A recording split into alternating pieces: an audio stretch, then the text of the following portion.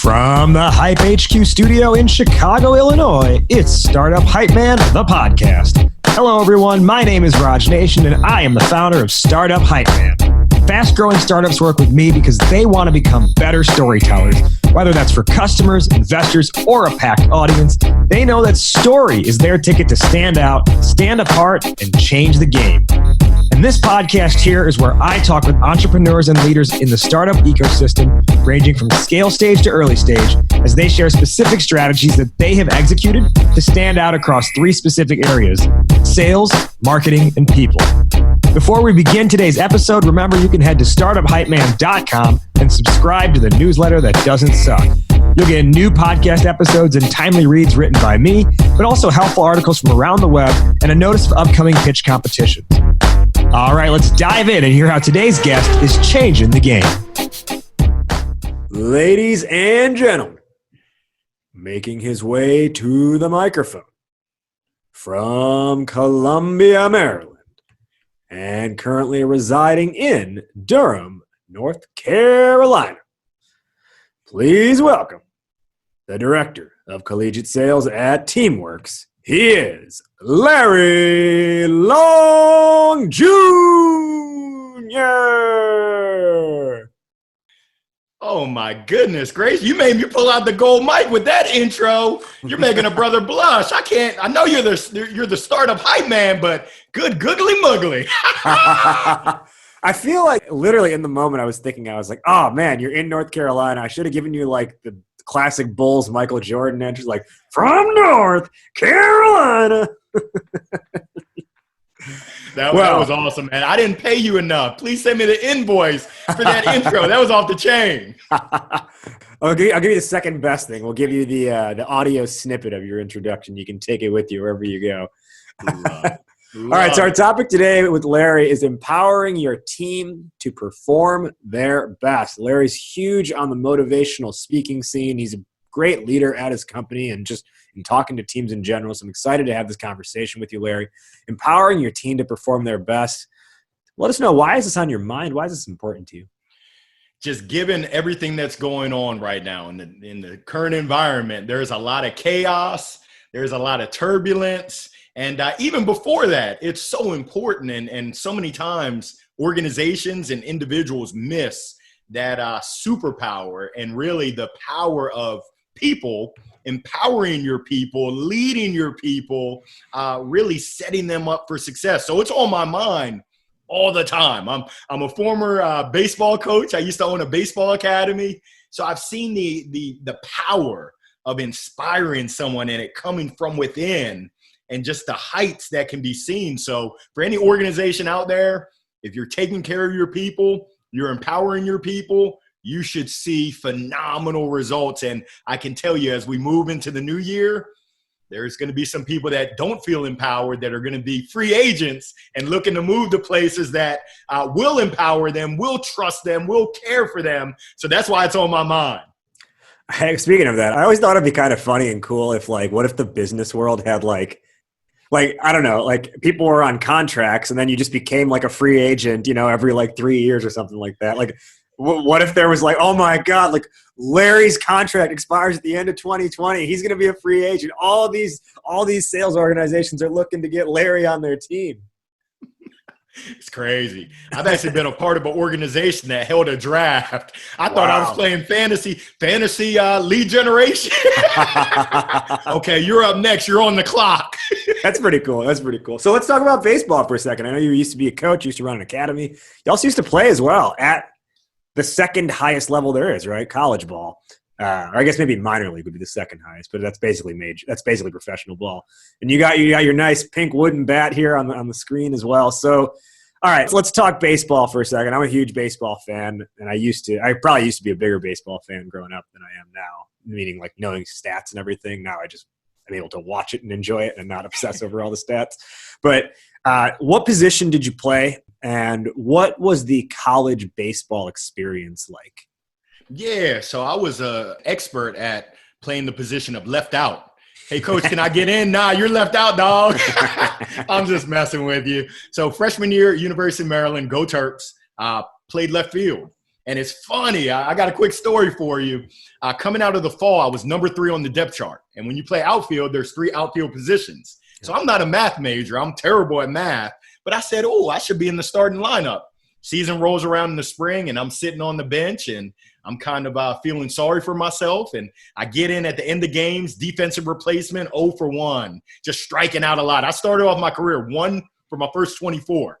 Called home to my dad. He came down, watched my games, UNC Greensboro.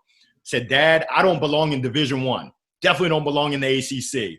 My dad ran track at Maryland. So he reached through that phone and he said, boy, you got my name. You're Larry Long Jr. We don't roll like that.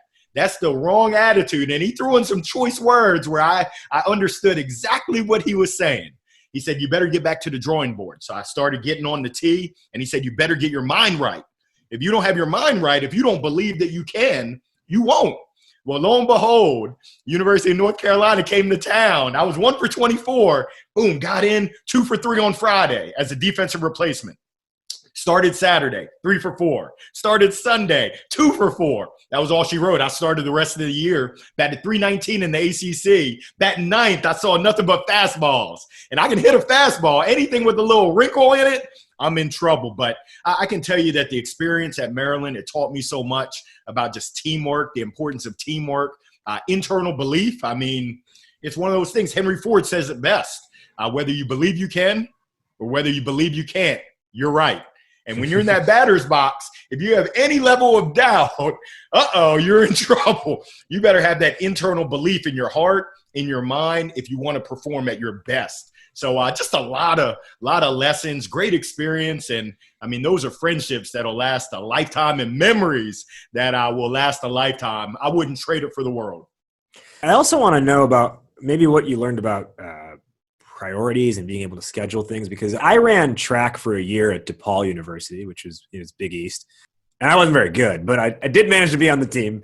And I'll tell you this, it was like 2 sides to a coin. On the one side of it was, because you're so regimented, like lifting at 5 a.m. and then practice at 2 p.m. and you got to like get your study hall hours, like they track your study hall hours, right? You have to like get those in.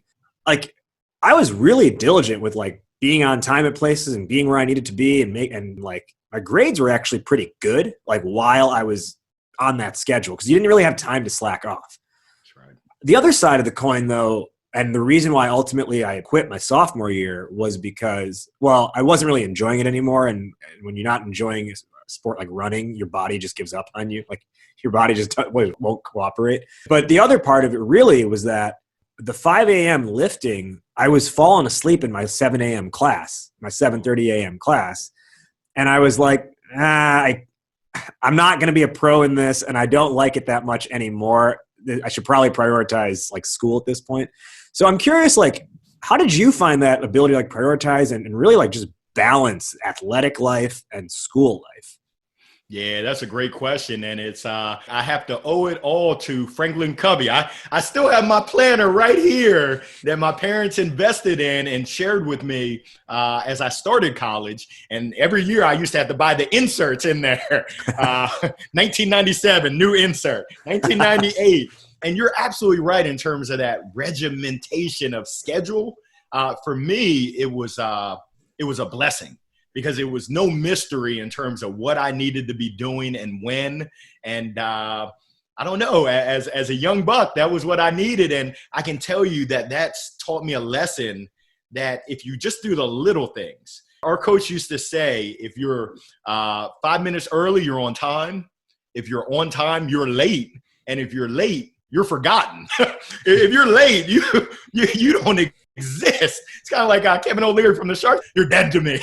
So, I mean, it's really those little things on the margin that mean so much. And having that structure of schedule, it allows you, because it's a second job. You talked about falling asleep. I've been there before. The first time I had coffee, it's the first and the last time I had coffee, we came back from spring break trip to Florida State, good old Tallahassee. That's a long drive back.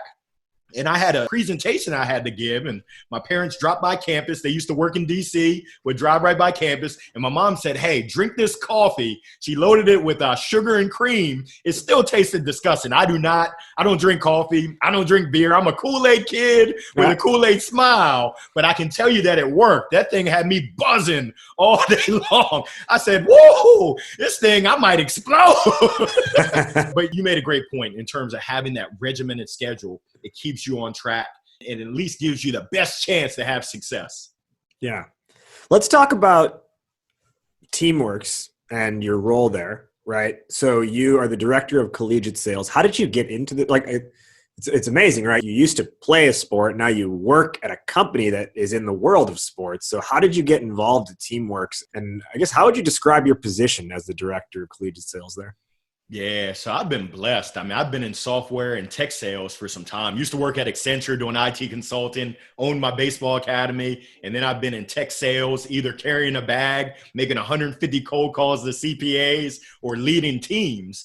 It's funny because 2018, I spoke at Teamwork Sales Kickoff.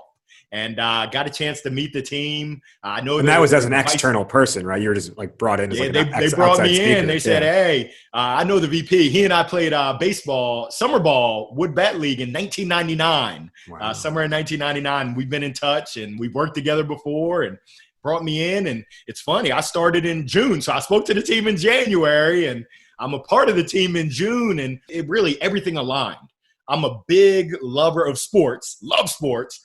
I love technology. I'm a tech geek, love innovation, and just what they were doing, it really aligned. And there was an opportunity for me to come in and lead a team, which is, I mean, that's the trifecta right there. Sports, check. Technology, check. Lead a team of former athletes, and we're selling into the athletic space. Come on, Cletus. What you talking about, Willis? Just, it was perfect. So my role in collegiate sales is to really set the strategy as well as make sure that we're executing on running the plays. And I know some people are like, quit with the sports analogies. I can't. And that's one of the reasons why I love Teamworks is I can use all the sports analogies in the world and no never gets old. Plays over. No one's going to be like, what you talking about, Willis? It's going to be like, yeah, that's what I'm talking about. Let's get it.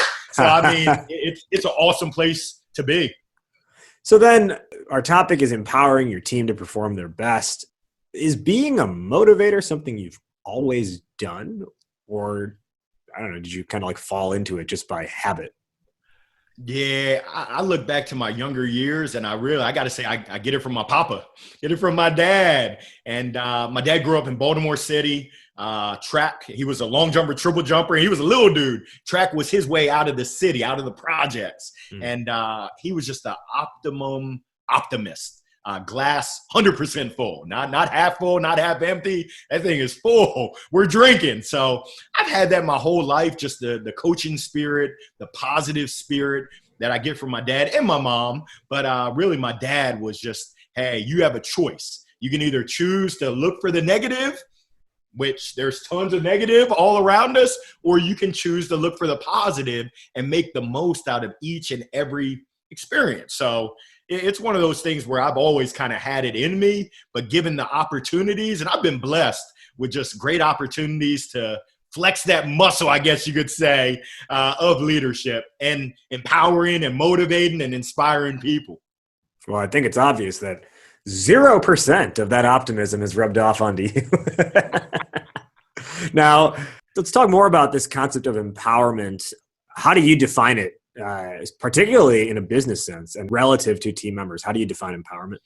Yeah, I look at empowerment as really creating an environment, fostering an environment intentionally, not just kind of by accident, but pretty much creating an environment where your folks feel power. I mean, that's part of the word, empowerment. I don't know what Webster has to say. I didn't look up the dictionary definition, but I know what Larry Long Jr. has to say. You foster that environment where your folks believe and they feel that they can make the right choices for the business, for your clients, for your other employees. And it really starts from the top, having that trust, having that. Really, the 4-letter word of the day is care. Do you care about your employees? And not do you say you care? Everyone says they care. Oh, of course I care. but your actions speak so loud, I can't hear what you're saying. And speaking of hearing, do you listen to your employees? I mean, it's such a simple concept. Your employees are out there busting their butts. Hopefully, if you create that environment, you got to listen to them. It's just like sales. In sales, you better listen to your client. In business, you better listen to your organization, or you're going to be flying blind and you're probably going to run up against a bunch of brick walls. So empowerment of your employees, of your staff, that's where it's at. Let's dig into that listening and hearing a little bit more. Now, I think it's easy to say, yeah, listen to your employees. And people can be like, yeah, I know, we're supposed to listen to our employees. And then, like you said, they don't.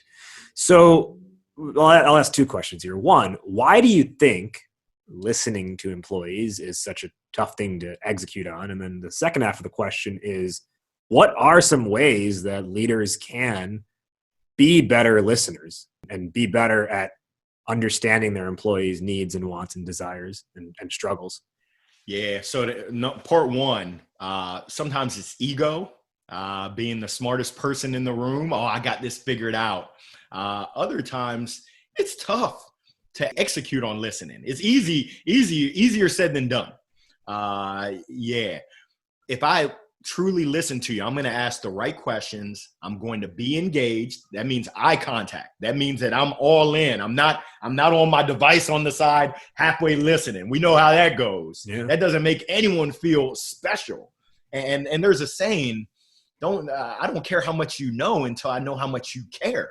I'm going back to that word of care, but it's tough. It's tough to execute on that. And the best organizations ask the right questions. They listen, they report back, and then they make changes in actions. If I listen to you and I shake my head, yes, I hear what you're saying, and then we keep doing what we're doing and I don't acknowledge what you shared with me, chances are you're not going to share with me again. That trust isn't going to be there.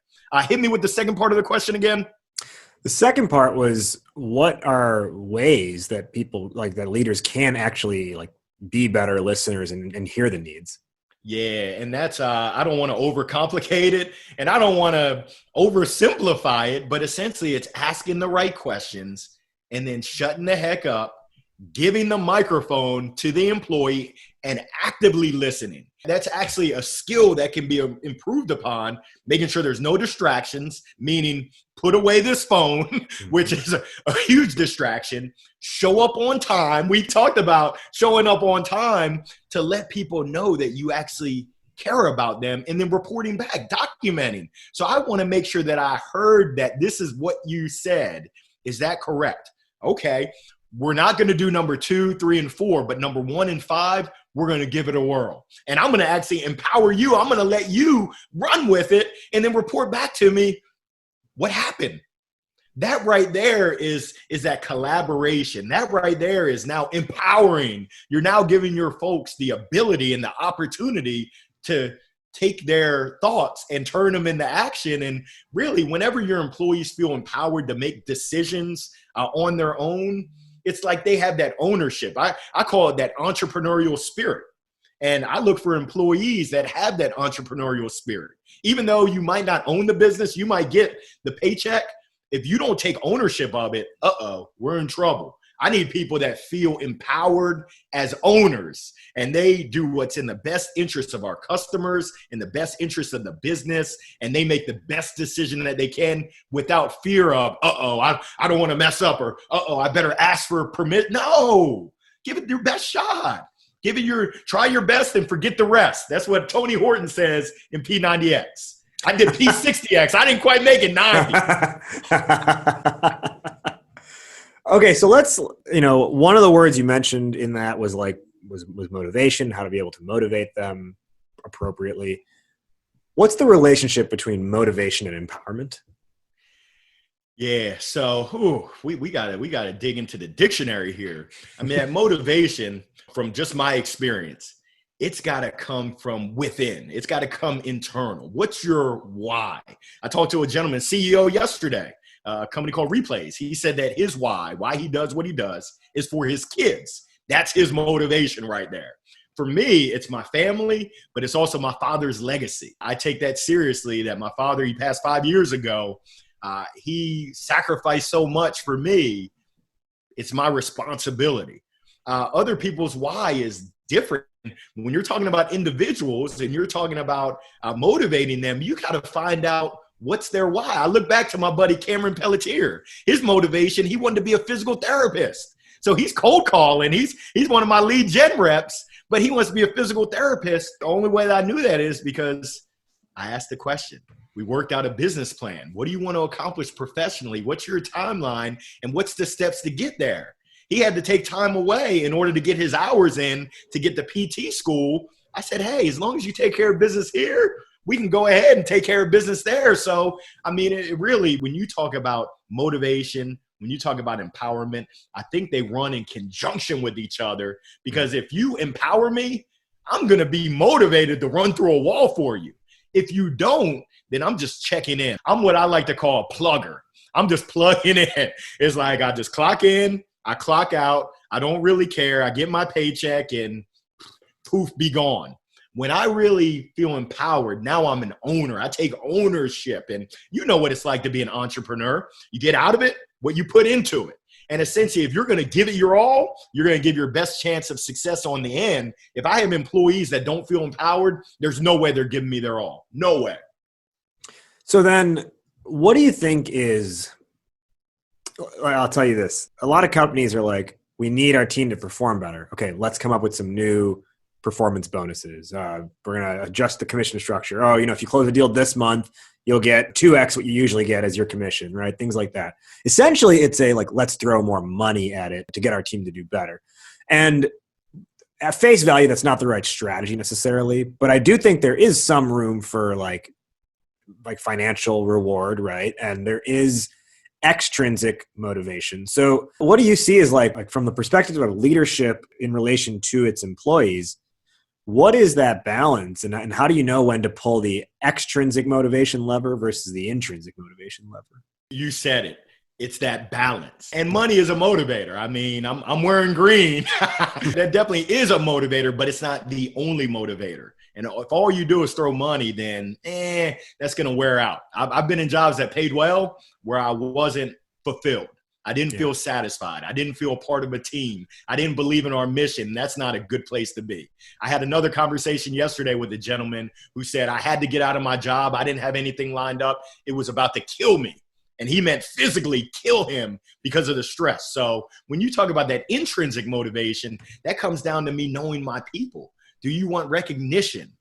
Do you just want to know that I care? And I look back at some of the best leaders. I mean, I got to give a shout out to Mark Winchester, who's my mentor. He shows that he cares by writing postcards, handwritten postcards. He knew that I was going to the Great Wolf Lodge. He made a call ahead and said, hey, let me go ahead and buy a $50 gift card for the Long family. That little detail, and $50 isn't little, but that little detail meant so much to me. When my father passed, he drove up to Maryland, took a day trip to be there at the viewing. You tell me I'm not going to run through a wall for this man who not just says he cares about me, but shows he cares about me? That's what I strive for. And that's what I encourage organizations to strive for, because we're in the people business. You talk about resources. You talk about money. And that's an investment. It's that money investment. Oh, we're going to bonus you. But I want to invest in my people more than the money. I want to invest in you at your heart, at your core. What are your goals? What do you hope to accomplish? What are you trying to do? As we go into the new year, do you want to pick up a new hobby, learn how to play the guitar? Let me go ahead and put $100 towards guitar lessons for you. Oh, you want to learn another language? Parlez-vous français? Que pasa, loco? Let me go ahead and invest in one of these learning languages for you to show you that I care more than just making it rain and throwing money at you, which is good, but I want to take it to that next level.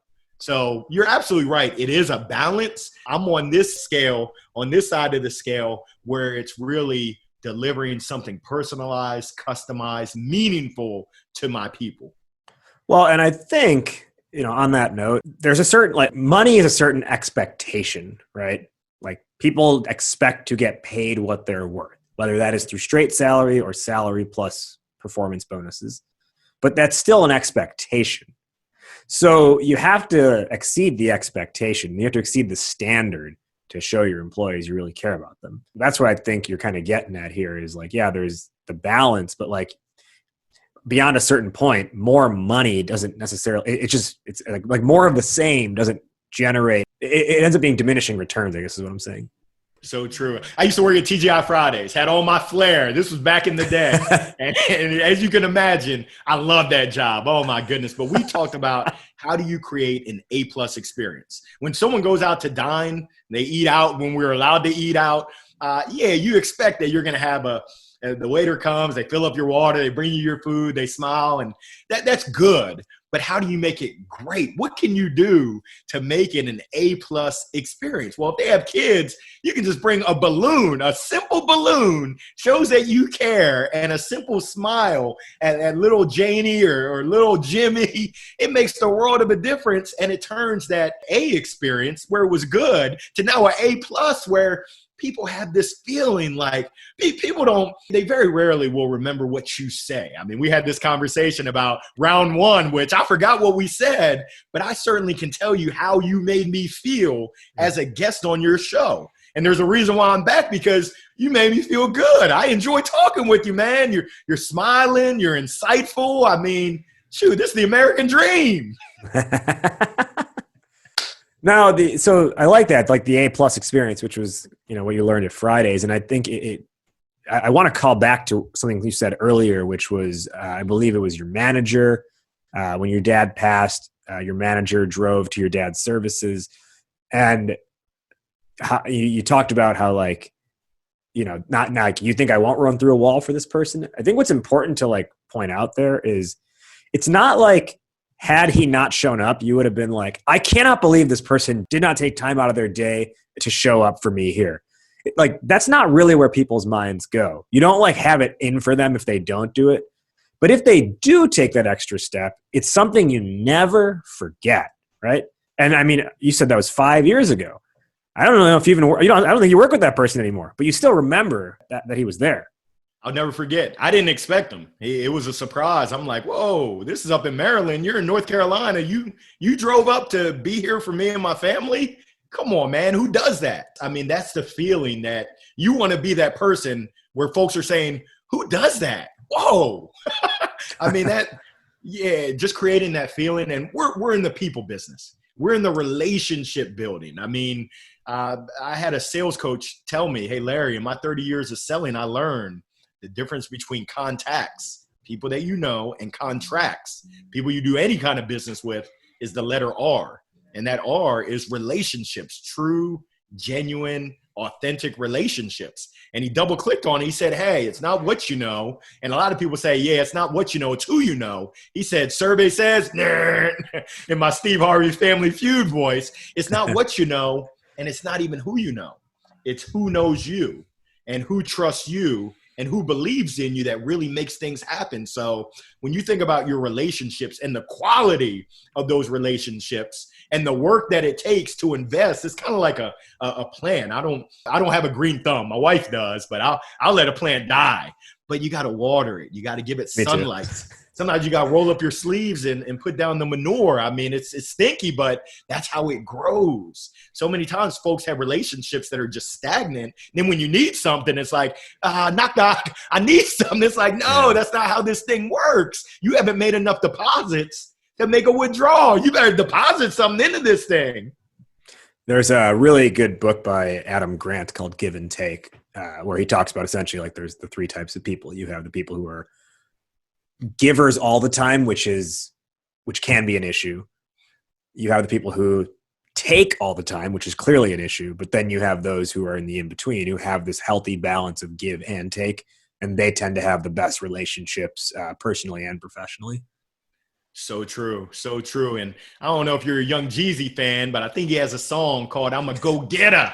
And I love working with go-getters, but I remember really that song. Love working with go-givers. Go give it, young fella.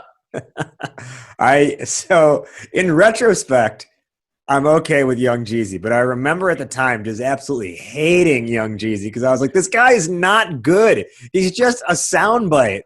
But you know what? Years later, you know what's still fun to do is go, hey! I love it. Double clicking on that. There's a term I call them me monsters. And when I describe it, you know exactly. You're like, yep. On my Trek team, there were a couple guys, couple gals that were me monsters. Me. It's all about me. No, in this world, you better be a you monster where it's about other folks. And I love what you talked about, give and take, because it is a balance. If you're tilted too far this way, survey says, nah. If you're tilted too far this way, uh-oh. I actually, I had a teammate at one point in sports who was very much a me monster. And it's interesting how much energy the me monster absorbs, in the sense of, like, there's a certain like dismissal I think your teammates get to, where they're like, oh, that's so-and-so acting their way. But then also, when I say the energy it sucks up, is the rest of us ended up spending a lot of our time talking about that person behind their back.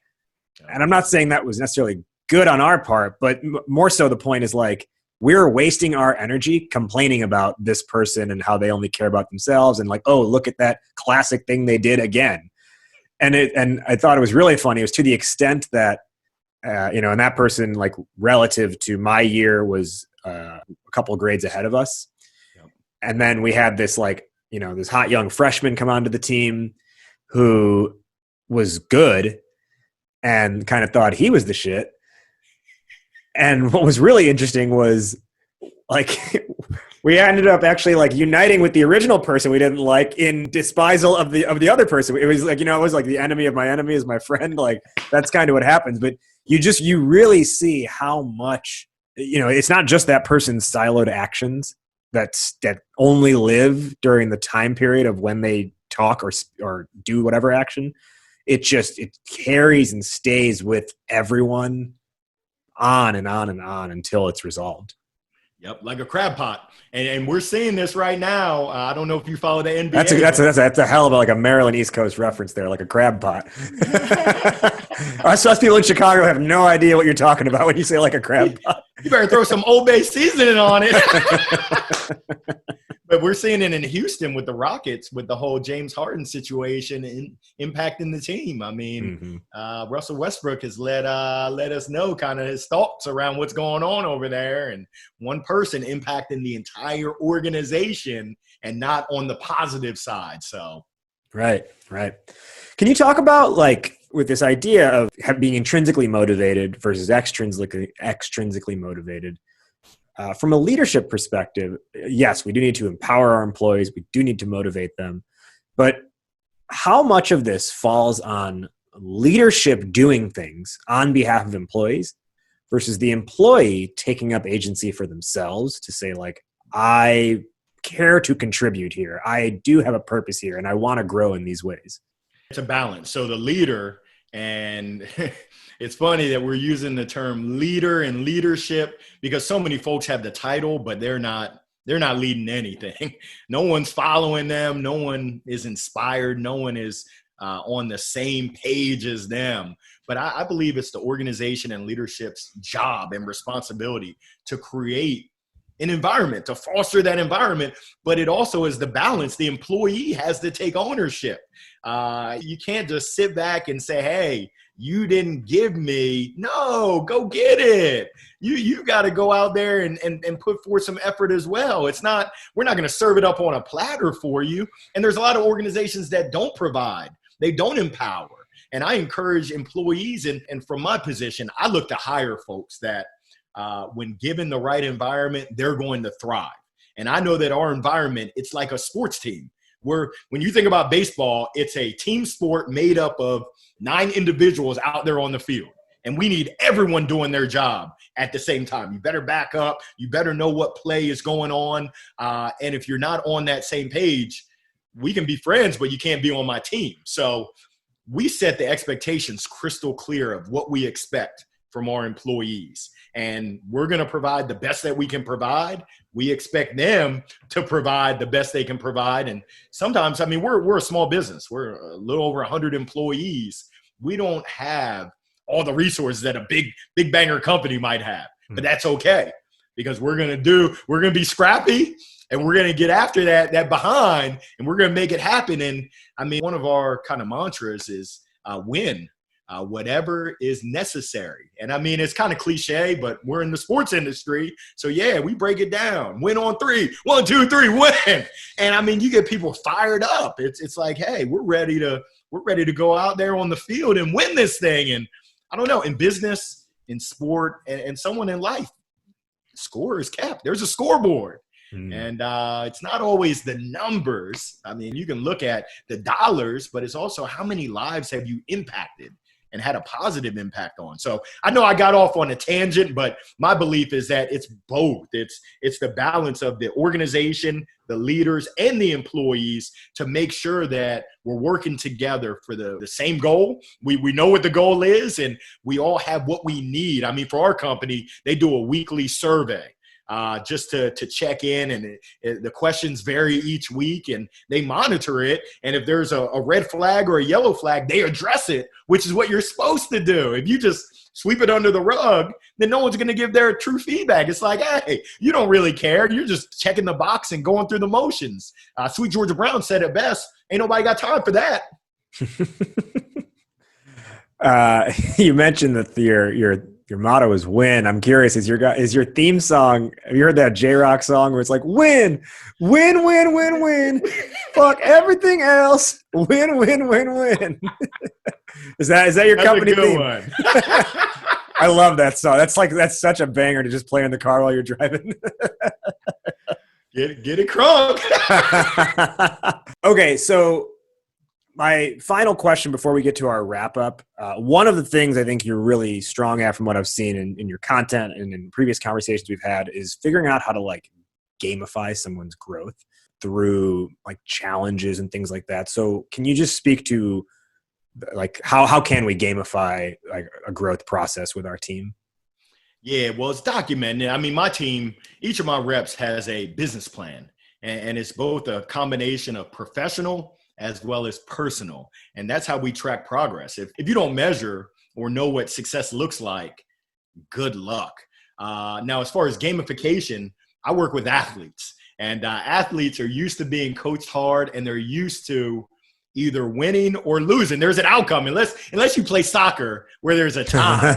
And I'm not a huge soccer fan. Don't tell my wife, she's from Argentina. So I got to play it like Messi. I got to play it like I like soccer, but it's not my jam. But there's winners and there's losers. So we set a target, and we essentially, these are targets, both revenue targets, but also growth targets in terms of, hey, in Q1, these are the things that I'm going to work on in these 4 virtual walls now, but also in my personal life. I've got a rep who played football at Carolina. He also played 1 year with the Houston Texans. He said, hey, I fooled somebody into thinking I was good enough.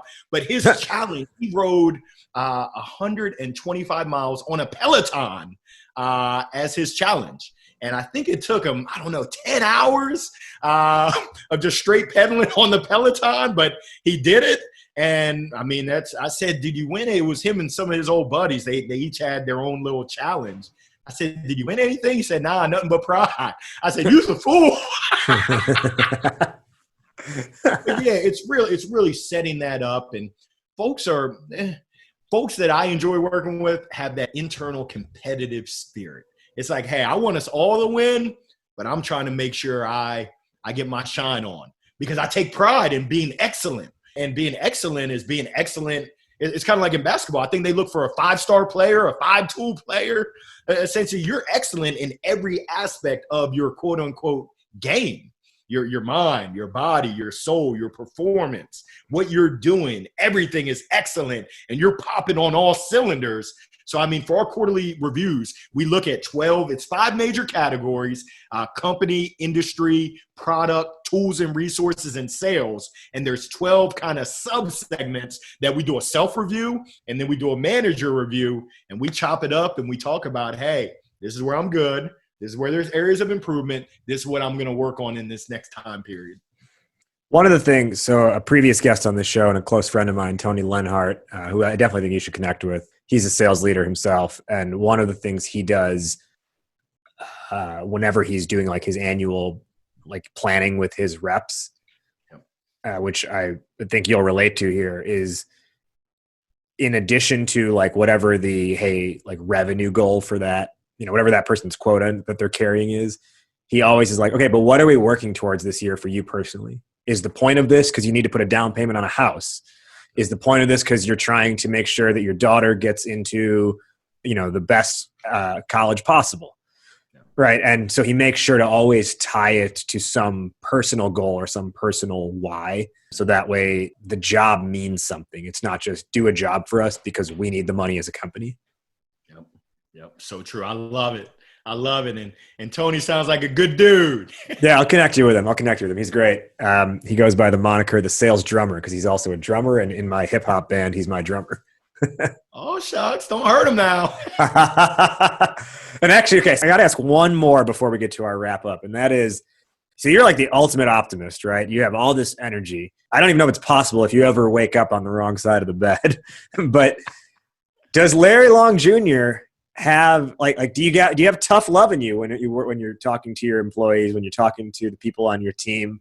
Like, are there points where you just have to get like real with them and the smile comes off your face and you're like, look, you're not doing your job here? Definitely. I'm serious about my game. So don't let the smile for a mile fool you. I mean, I'm a nice guy, but I'm also serious about my business because this means something to me. It's not like it's not meaningful. And it's kind of like I tell my 11-year-old son, when you get to the point where I don't reprimand you or I don't encourage you to be better, then you're in trouble because that just means I've given up on you and that I don't care.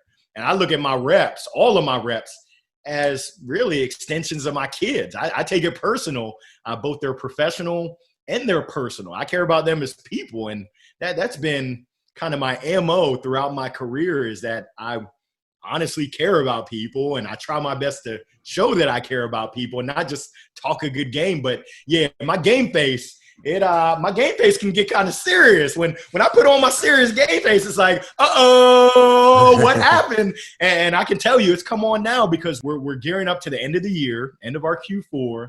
And it's been a challenging year, but we still have some opportunity to make it a really good year given the environment and the circumstances, and put ourselves in a position to have an even better 2021. But it's on us. It's on you and you and you and on me. I mean, I start off with that person in the mirror, but yeah, to answer your question, it ain't all sunshine and roses and rainbows and unicorns, as my 7-year-old daughter says. We're serious about this business, but I like to do it with a smile. I don't scream. I'm not a screamer. On a negative side, I'm more of a, you call it tough love. It's like, hey, I'm gonna put the serious face on, the serious voice, and you're gonna know there's a opportunity area for improvement. Some people might say it negative; those are negatives, but I like to spin it on the positive side. As some of my friends in college used to say, the cut that shit out look, where you're like. That's I mean, it's for everyone who's listening to this and doesn't have the video. It's unfortunate you couldn't see the expression I just gave there, but Larry saw it. Larry, where can our listeners find you and learn more? Oh, man, I appreciate it. You can holler at your boy on LinkedIn, Larry Long Jr. I got the face for radio. You'll be like, yeah, that's that cat with the smile for a mile. You can't miss me. But, yeah, holler at me on LinkedIn. Send me a message. I'll probably send you an audio message back, send you a crazy GIF. I don't know how you pronounce it. Maybe even send you a video. I get kind of crazy. That's my sandbox that I love to play in, is LinkedIn. So I'm also on Twitter and Instagram, whereas the millennials call it IG or the gram. I'm not on TikTok yet. My son, I need to take some lessons from him and get on TikTok. Maybe next year. Larry, who's one person that you want to shout out today? It could be a team member, a mentor, a colleague, anybody. Man, well, I already shouted out Mark Winchester, who's my mentor. I got to give props to Morgan J. Ingram. He's another mentor of mine out of Hotlanta. And if Morgan's listening, he hates it when I call it Hotlanta.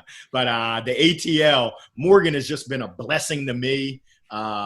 During this time, he's been a huge supporter, just a great encourager, and kind of a Sherpa, a guide. So I got to give Morgan J. Ingram nothing but love for you, man. Yeah, Morgan's the man. That's for sure.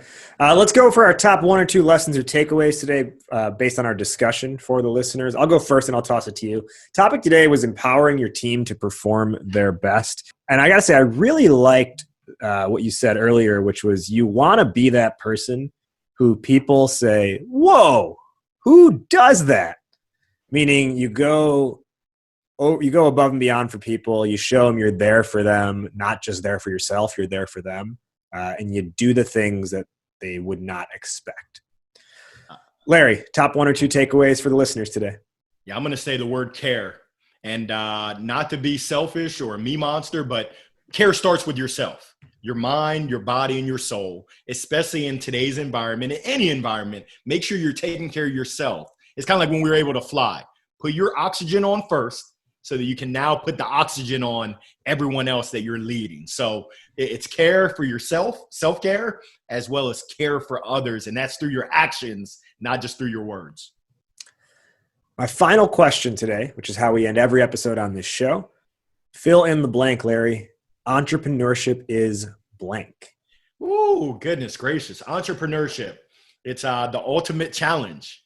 It's filled with so many lessons, learning lessons. Entrepreneurship is beautiful. I mean, I don't know if you just wanted one word, but I don't think I can have just one word.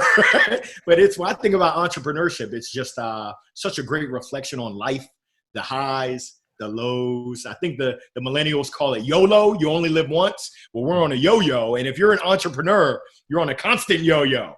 And it's so important to keep that happy medium. When you're going high, realize stay on your grind. When things are going bad, still stay on your grind, remain confident. So entrepreneurship in a nutshell, such a beautiful thing. Entrepreneurship is many things. It is a yo-yo. It is beautiful. He is Larry Long Jr. from Teamworks. He is the ultimate motivator. I feel like this was a TED Talk and not a podcast interview. So I love this conversation with you. And I feel like I should be playing you out with like, get out the way, get out the way, get out the way, yo. Larry, thank you for joining today on Startup Hype Man, the podcast. Thank you, Raj. Peace. That wraps up today's conversation. Did you like what you heard? Startup Hype Man, the podcast, is available on every major platform, including Apple Podcasts, Spotify, Google Play, and more. So be sure to subscribe on your platform of choice and leave a rating and review. Do you want to be an upcoming guest on the show? Email media@startuphypeman.com with your idea, and my team will review. Our theme song is Change the Game by Jay-Z, all rights owned by Rockefeller and Def Jam Records. And hey, if you want to work together on making your startup story the only one that matters, email me at rajiv@startuphypeman.com. That's RAJIV@startuphypeman.com. Well, that'll do it for today. Thank you for listening. Thank you to today's guests for joining. You have been checking out Startup Hype Man, the podcast. I'll catch you next week. But in the meantime, word up, raise up.